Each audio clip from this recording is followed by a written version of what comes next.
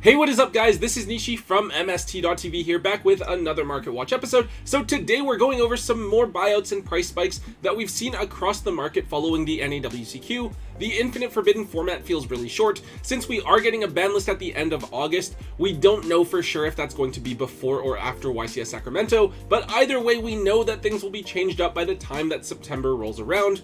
There are both meta and rogue decks that players are interested in playing and are hoping will still be relevant going into next format, and that attention is reflected in the market prices of certain cards. Let's get started. Kicking things off, we'll take a look at number C40 Gimmick Puppet of Dark Strings. Now the Gimmick Puppet deck actually did really well at the NAWCQ, taking a couple of top 64 spots. The deck is probably one of the most scarily consistent FDK decks that we've seen in a while. It's right up there with the Firewall Dragon Loop, I think, except this one maybe requires a little bit less setup and can be safer because of the field spell. Anyways, of course, number C40 is a necessary extra deck card, since on summon you can destroy all monsters on the field with string counters, draw a card, and then inflict damage to your opponent equal to the highest original attack of all destroyed monsters in the graveyard. So we've seen a couple of weird things happen with number C40. The card has a couple of different printings, the original being from Premium Gold. Those are the highest price-wise at around $10 each. However, the card was also in one of the legendary Duelist box sets, and those had colored ultra rares that could be yellow, blue, or red. Now for some reason the yellow ultras are $5 each, while the blue and red ultras are under 50 cents a piece. Now theoretically each of these printings should be equally easy to get, though to be fair I do think that the yellow looks best since it's closest to the regular ultra rare, and it can be difficult to see the blue and red text on the name. But if you do want to play Gimmick Puppets because they're a budget deck, the red and blue ultra rares should be much cheaper. I would go ahead and just play Gimmick Puppets while you can though, because I believe that the deck will get hit on the upcoming ban list.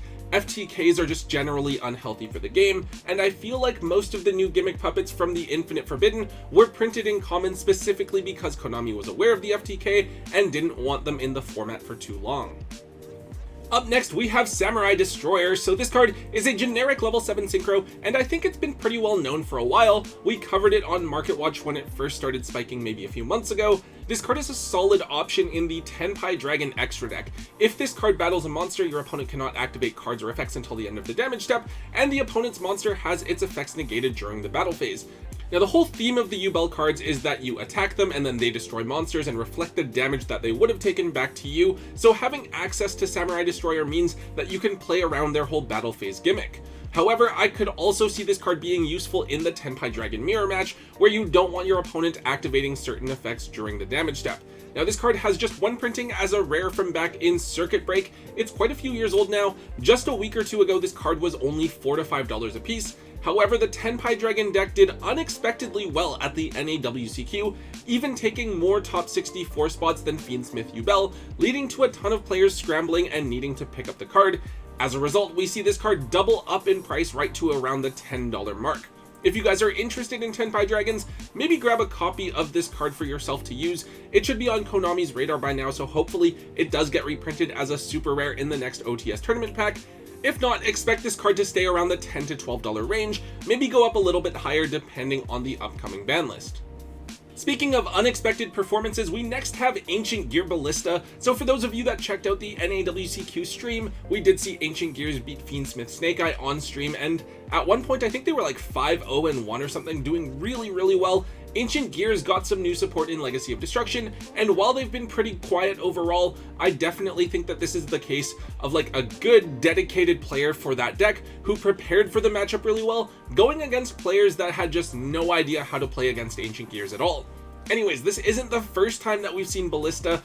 It was used in Super Heavy Samurais to search for Ancient Gearbox, who could in turn search for another card. However, this card literally searches for any Ancient Gear monster or a copy of Gear Town, making it really good for the pure Ancient Gear strategy. It has another effect that most players probably don't know about either, where you can pop a Spell or Trap card that you control, and then target a face-up monster your opponent controls. You destroy your Spell or Trap card, and then reduce the opponent's monster's attack and defense to 0 until the end of the turn. Price-wise, Ballista had fallen. This card saw a couple waves of hype with Super Heavy Samurais and then when the Ancient Gear support was first revealed, but it's been at around $9 to $10 for the last few months. Now, however, this card has jumped following the NAWCQ up to $15 each. this is definitely a card to look at moving since its one printing came out all the way back in 2020 and it's definitely due for a reprint.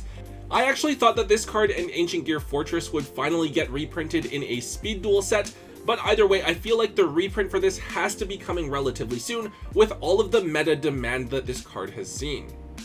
Moving on, we have Summoning Curse. So this card is one that's been hyped up at various points over the last couple of years. It's a floodgate sort of continuous spell where when a monster is special summoned, the player who controls that monster has to banish a card from their hand. Now in the game today, of course, we special summon so many times in one turn that this card looks like it should be game breaking in theory. However, it's extremely vulnerable to things like Feather Duster and Cosmic Cyclone. It's just never really seen any meta sort of success. Now, however, players have a new deck to try and abuse this card in, that being Mimighouls. You can special summon them to your opponent's side of the field in face down defense position, meaning that you can get rid of a card from their hand every time that you do. I believe that with this card and Fire Sorcerer, players are trying to turn Mimighouls into a sort of hand control deck, though personally I think you're better off just playing them pure. Of course, this card has seen a crazy amount of attention over the last few years, going up and down seemingly with every new format. This card, when it isn't really getting any sort of hype, is only $1 or so. However, we now have both the OP01 and DREV printings of this card at $10 to $12 each, which is still down from the $20 each it was at a couple of days ago. Now with this card though, I definitely try to dump them as soon as possible. It always seems to pop up, but it never really ends up doing anything, and I don't think that this time is going to be any different, so you may as well try and get as much value out of this card as possible. Now this one feels kind of random. It's Evil Hero Adusted Gold. There was one point where this card was like $120, $150 or something crazy. It was originally short printed back in Legendary Duelist Immortal Destiny. Now, however, the card has received a couple of reprints and is actually relatively easy to find. Its effect is pretty simple. You discard it to search for Dark Fusion or something that mentions Dark Fusion. Right now, this card is getting some attention because of the Infernoid deck. They run Dark Fusion as a polymerization replacement to fusion summon their new fusion monster Infernoid Evil, which is such a strong monster that it's a pretty obvious Veiler and Imperm target. However, if you fusion summon it with Dark Fusion, then the monster you summon can't be targeted, which is obviously great for the Infernoid player. Adusted Gold just happens to be another card to use that you can thin your deck with, though it does also happen to be a light Fiend monster, meaning that you could theoretically use this card to go into Fiendsmith's Requiem. Now, I don't know just how good that actually is. We didn't see very much Infernoid at the NAWCQ at all, so maybe it's only going to be something that plays around at the local or regional level. Anyways, this card has a secret rare printing from Brothers of Legend, and then its original Ultra is also around like $8 to $10 each. This card is just like number C40 though, in that it also has the 3 colored Ultra rares. The yellow ones are a little bit more at around $4 to $5 each, but the colored rares are only $2 or so. This card probably won't be meta anytime soon, so you can probably just dump this card if you do have the chance, even though there is a very small chance that it could end up being meta relevant if Infernoids really take off for whatever reason. Another odd one here, we have Future Silence. So the Shining Sarcophagus cards came out in Legacy of Destruction. I believe that they got a couple of new cards in the Infinite Forbidden as well. Of course, the cards are based off of Yugi's deck, so they were pretty easy to write off as not being really relevant at all. However, it seems that some players are trying to hype up the cards, maybe as an engine or maybe as a pure strategy. There was the Yugi versus Grandpa duel on the live stream from NAWCQ, so there's maybe a chance that players saw that as a showcase and that inspired some of them to want to build the deck, but who knows?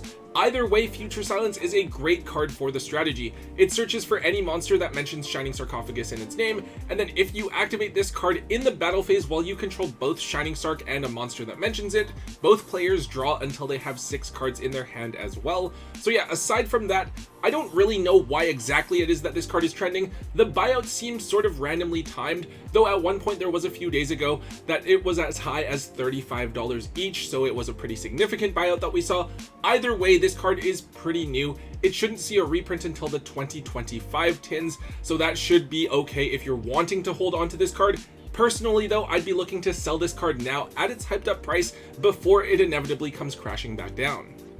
And finally, the last card we have to talk about for today is Mermail Abysstrite. So I do remember this card back in Mermail format. This was something that you would special summon off of Bahamut Shark before Totally Awesome was a thing, and although it wasn't necessary for the deck to function, this was a good card to have in your extra deck, since if you summoned it and it got destroyed and sent to the graveyard, you could special summon back a Mermail from your graveyard.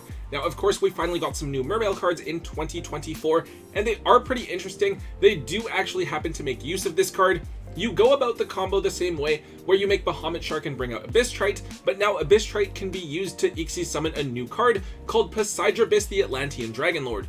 You can't use that card's first effect, which requires you to detach 2 materials from it, but you can use its other effect, where if it's sent to the graveyard, you discard a card from your hand and then special summon 3 level 3 or lower fish, sea serpent, and or aqua monsters from your hand or graveyard. So I can definitely see going into Bahamut, summoning Trite for Poseidribus, then use Poseidribus and Bahamut Shark to make Coral Anemone, summon 3 bodies back onto the field, and still have Coral Anemone's effect live as well.